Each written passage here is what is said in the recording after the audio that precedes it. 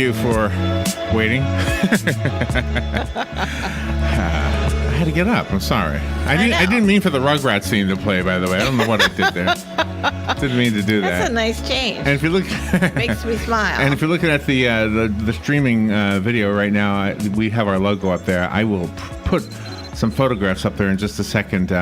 We are good friends with the folks who put out the L. Ron Hubbard Writers and Illustrators of the Future books.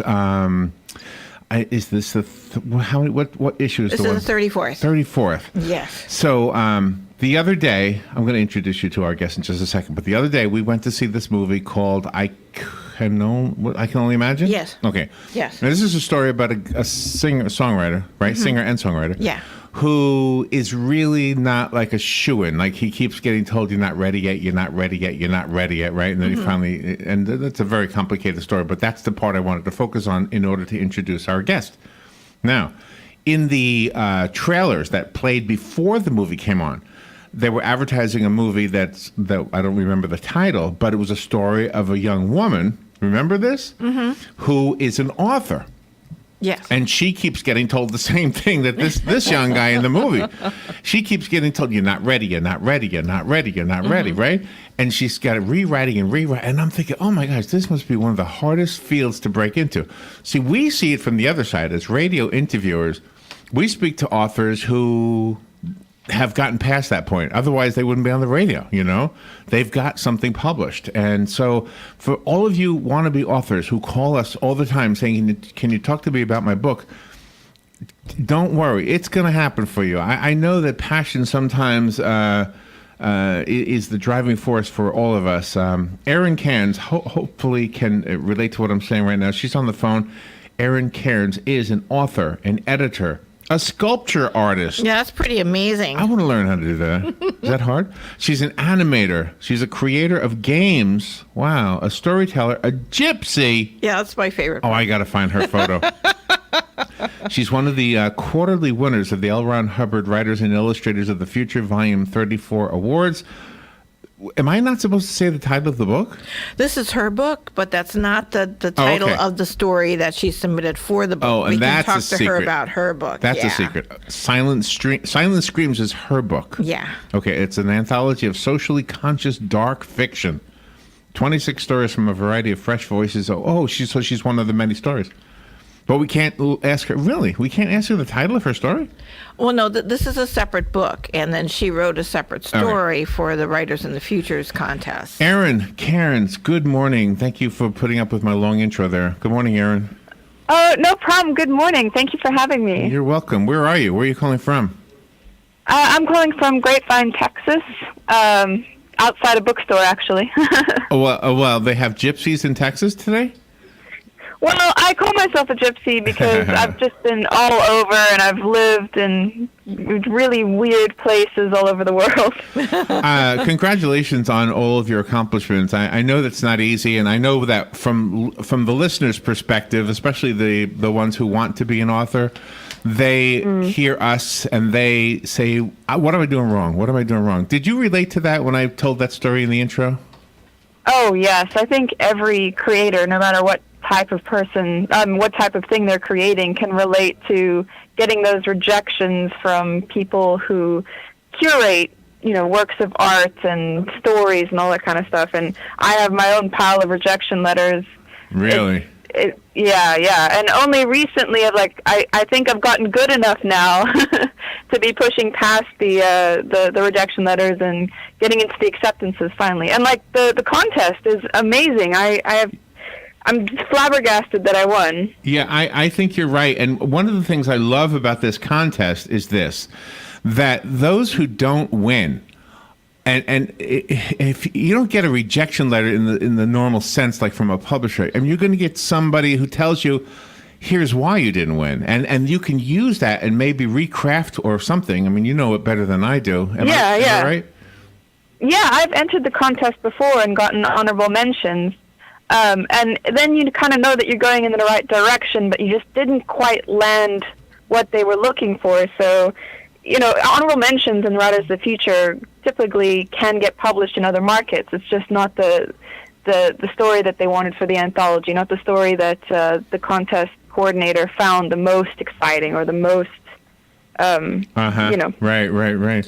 And as the first place winner of the fourth quarter, you're going to be able to be allowed to go not just to the award ceremony to see if you're the grand prize winner, but you also have chances for workshops. Oh, yes, the workshop I'm so excited. Even more than the cash prize and everything like that, meeting my favorite authors and learning with other writers, it's a chance of a lifetime. And I've known all the authors. I've read their books, the ones that are going to be teaching me. It's amazing. Wow, that is exciting. And again, so do you have... Can you share with us how long you've been doing this? Am I asking something that you're uncomfortable with? Is that okay? No, that's fine. I've been writing original stories since I was 14, but much earlier than that, I was writing like fan fiction and like little poems and stuff like that. But 14 is when I started writing original short stories. Okay, so fan fiction would be you take the characters from something else and put them in your own story? Yeah. Oh, okay. And is that okay? Do publishers go for that or not? Publishers don't publish it, but you can put it online and people review it and stuff. It was a playground for me to just play with ideas and characters with very low stakes. Yeah. So what attracted you to this genre of writing, or have you always been? Is this kind of always been your place? Yeah, fantasy and science fiction. I've always. Since I was really young, my dad, who was super into science fiction and graphic novels and all that, he was reading me these stories and putting on these voices for all the characters. And it got me immediately as a child. And that sense of wonder has never left. Do you know what I wonder about? I wonder if science fiction is supernatural or if there's a logical explanation as to why things that were written 100 years ago, 50 years ago happen, eventually. Is it? I don't know. I mean, is there something supernatural about it? I'm not sure about that. It's pretty awesome to see when things come true. From the Star Trek little communication devices, you get cell phones, and now those are outdated, but it was still so far-seeing from, Yeah, but they didn't have Facebook. The time it was set. They didn't have Facebook. That's true. Captain Kirk didn't like what Mr. Spock wrote. Yeah. That'll be a whole episode of Star Trek. When you created your book, Silent Screams, how did you get people to contribute? Oh, I didn't create that book. It was edited by somebody else. I just sent my story in for the anthology. Oh, I see. So you're one of the writers there. Ah, okay. Yeah. Okay. Now I found volume 34 of The Writers of the Future. This is the one you're in, right? Yes, yeah. But I'm not supposed to tell the title of your story. Yeah, not of my story. I'm still in the running for the grand prize. Oh, so. That's why. Okay. And how is that chosen? How is the grand prize winner selected? They have a panel of judges, and I think there's a scoring system, and it's all done anonymously. So the panel of judges, they're all giants in the field of science fiction and fantasy, and they read the 4 stories that are up for the grand prize, and then they, I think, score the stories, and the most accumulated points wins. I think that's how it works. So in a couple of weeks, you'll be in L.A.? Where are you right now? Yes. Where are you again? Did I ask? Yeah. I'm in Grapevine, Texas right now, but Texas, I'm heading to LA. Yeah. God, that's got to be exciting, right? Oh, so exciting! What? I'm packed already. Are you really? What theater will you be in? I can't remember. I think I've heard this before. I think it's in the EBO. EBOs. I don't know what that is. Okay. Is that? I the EBO of Los Angeles, I think. We were speaking to John Goodwin, the president of Galaxy Press, who, by the way, sent me a picture of himself. Looks like he's eating a cockroach and a spider, so that's kind of weird. You have to ask him about that. Do you know him? We're Facebook friends now, but I haven't seen that picture. But anyway, I think it was his fake. I'm sure. I hope it's fake. But anyway, yeah, he sent us the address once for Galaxy Press, and it's like a block or so away from the famous Chinese theater. So I didn't know if that's I didn't know if that's where they held the award ceremony or not. I think they change the venue sometime. They've always been in really nice, like beautiful places, and had like red carpets. Yeah. With people. Yeah, we've watched the YouTube video of one of the ceremonies, I guess last year's, and it looks like the Academy Awards. Yeah, it's incredible. They sent me a video to look over in preparation, and I'm just stunned. I don't even know how I'm going to fit in there. You will. Do you have an acceptance speech already prepared? I'd like to. What do you think? Somewhat. Yeah, I kind of want to go through the workshop and then properly thank everyone. And I have found the name of the venue. It's called the MacArthur, and it's on 607 South Parkview Street in Los Angeles. Oh, okay. Are you familiar with that area, Larry? No, not me. In that part? No. But it will be at the MacArthur, it says. All right. Well, you're going to have a great time. Are you going alone? Who are you going with? I'm bringing a ton of my friends. I'm bringing my 2 roommates and my parents and my 2 best friends. Oh, that's going to be pretty amazing. Oh my gosh, that is so exciting for you. Oh my God. I don't want you have to root for everybody. You know, this is an illustrators contest also. For those of you listening who are illustrators, you got to check this out. First of all, let me just say this. I say this every time we speak to one of the contestants, this is free. They don't charge anything. And I've never heard of an organization that really does have the best interests of the writers and illustrators at heart. I mean, they really do communicate with the folks who are entering, give them some feedback. And you said you entered before and didn't, and you placed, right? Yeah, I got an honorable mention for I think 3 of my past stories. But the contest it's a really beautiful way that the science fiction and fantasy community comes together and brings new voices to the field. It's an amazing contest, and any of you out there wondering if you maybe want to submit something, do it. There is nothing to lose and everything to gain. Well, that's the scary part, though, because sometimes people will be writers and or illustrators, and then they'll be afraid to submit their entries because of the fear of rejection, but you grow from that rejection, it seems. Yeah, you do. You get better and better and better. I mean, after all the rejection slips I've gotten, if you keep going, you're just improving. You're never getting worse. Do you have to know science in order to write believable science fiction? It depends on the kind of science fiction you're writing. The further in the future you go, the less science you have to know, because physics and stuff are going to change and you can take place on different planets. Right. But the more research you do into a world or an idea of world building, the more believable and immersive it is to the reader. You know, I would have loved to have been able to interview L. Ron Hubbard, and let me tell you why. In the book, what was the big book again called, Robin? Oh gosh, now my mind's We're drawing a blank. What's that big one called? I know. I can't Battlefield remember. Earth. Battlefield Earth. Okay. Yeah. He talks about these like metal like pills or something that are embedded in the brains of this alien species, and you know, and it influences their thoughts. This metal pill. Yeah. And you know, there was something in the news, like in the last few months, that something has been developed to do this that's supposed to help out people with epilepsy and other things. But it does influence thoughts. Isn't that crazy? Yeah, it is. I love that kind of stuff where things match up and a concept becomes so. You know, it's such a good concept that you have to make it work. When you write your stories and develop different scenarios, do you sculpt sometimes those scenarios for future things that you might want to animate for yourself? Oh yeah, that's a good. Oh yeah, I kind of cross over all of my skills. And it keeps me motivated, because when I get kind of lost on a story, I can always draw a scene or a character from it, and it gets me so motivated to keep writing. And then I have this beautiful picture to keep me motivated, and that can lead to all kinds of things with my animation, because I can use it. Mm-hmm. It's a kind of a cycle.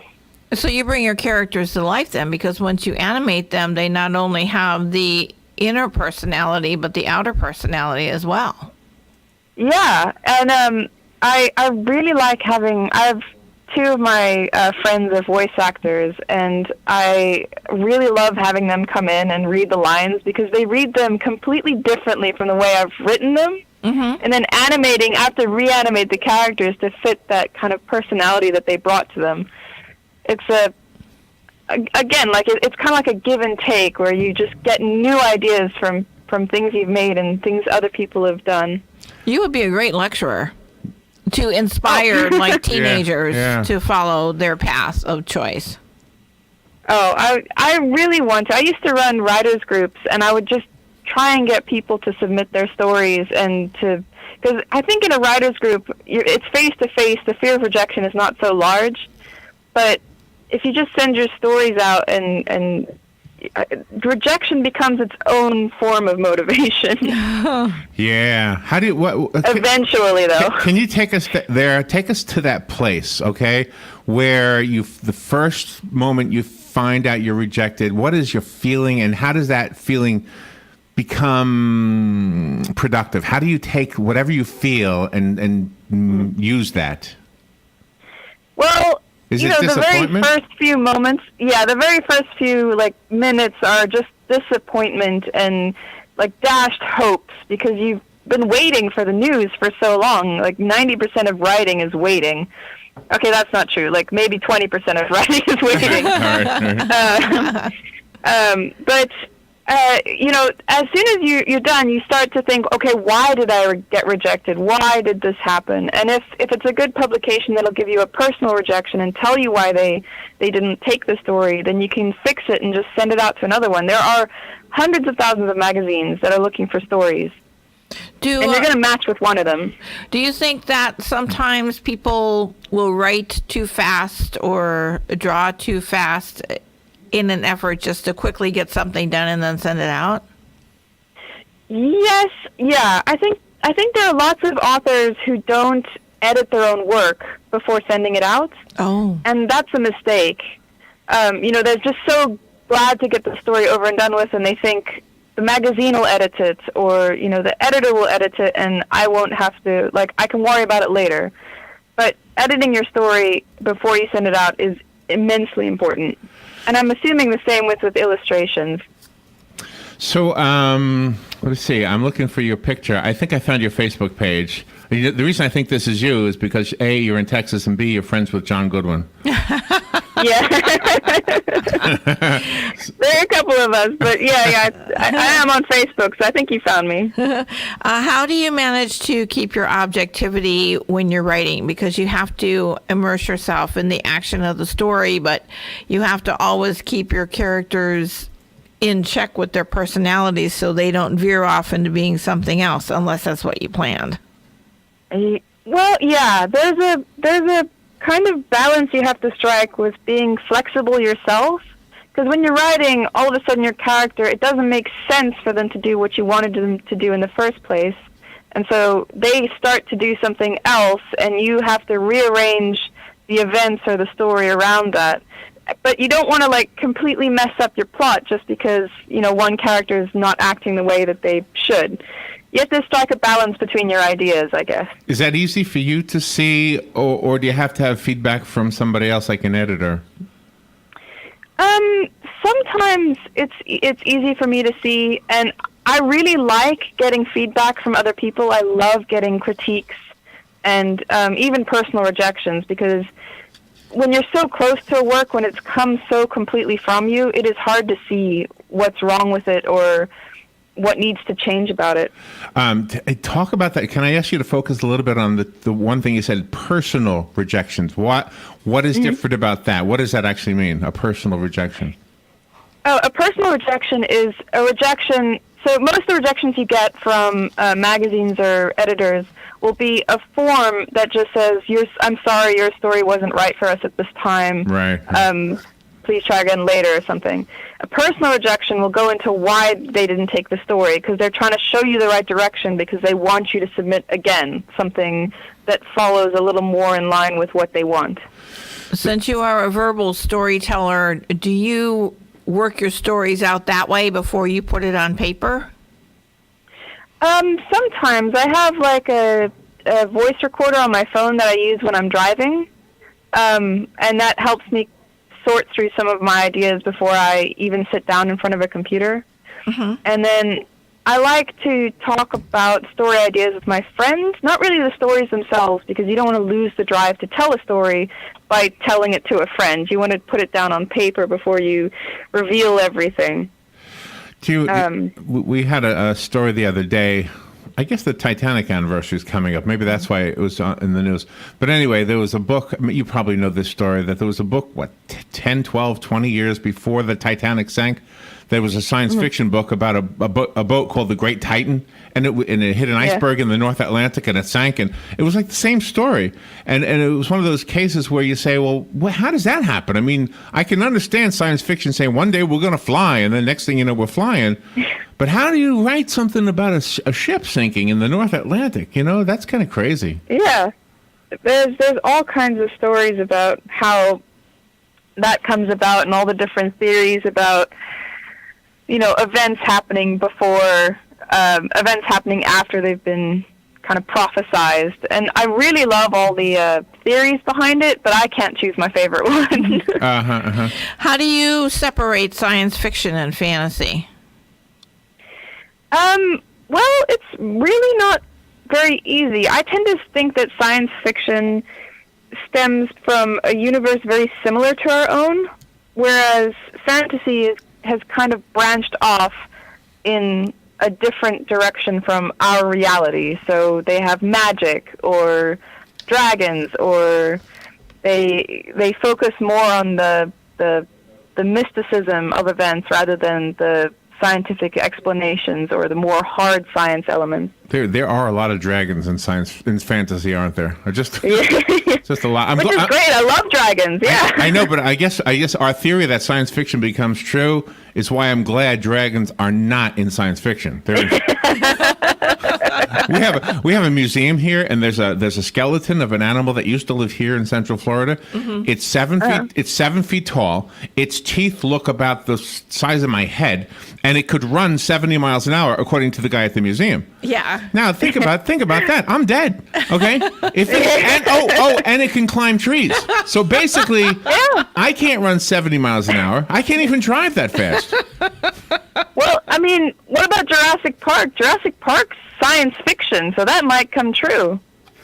Oh, there you That could come true. Yeah, I know that could come true. All right, I want to show on the streaming video. I got the picture of John Goodwin with the spider and the cockroach. There it is. Oh, there you go. There you go. So when you watch this later on, Erin, when you watch this, the thing we're doing right now, because we'll put it up as a podcast. There he is, right there. Well, you guys like to have fun. Yeah, you know what? That's true. I like what Robin just said there, because it does. We get the sense that this is a very, very fun publishing company. You know, Galaxy Press, right? Right. I would say so. Yeah, it's really formed a community. Like even on the forums, when I was still getting honorable mentions and still just applying to trying to get into a winner place, the forums were such a community, and we all had inside jokes and mottos, and really encouraged and supported each other.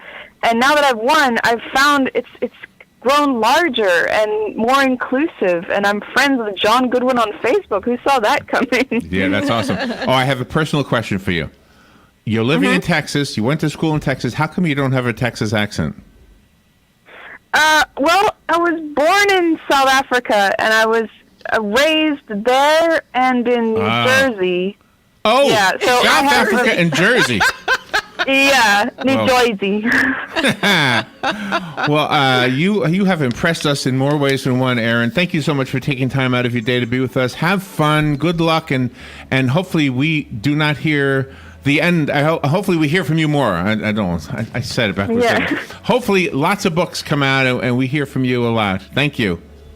Thank you so much. Thank you for having me. The website for Writers and the Illustrators of the Future is writersofthefuture.com. I found the book, the 34th, what do you call it, Robin? 34th edition, right? Or 34th, volume, yeah. 20, whatever. I found it on Amazon. It's got a pretty cover.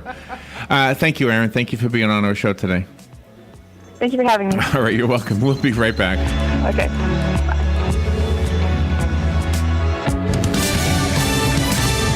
Fox News Radio, I'm Chris Foster. Facebook boss Mark Zuckerberg is apologizing, calling it a breach of trust that a data company had users' information without their knowledge. Zuckerberg telling CNN, "We have a basic responsibility to protect people's data, and if we can't do that, then we don't deserve to have the